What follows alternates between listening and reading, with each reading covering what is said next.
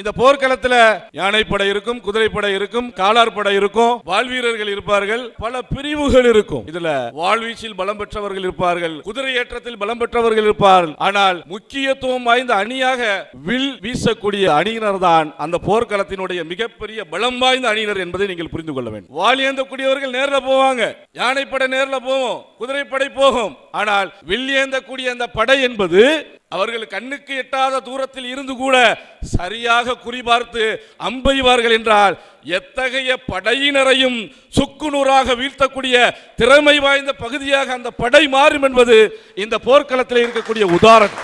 அவ்வளவு வலிமை வாய்ந்த ஒரு படை இந்த தொழில்நுட்ப அணி.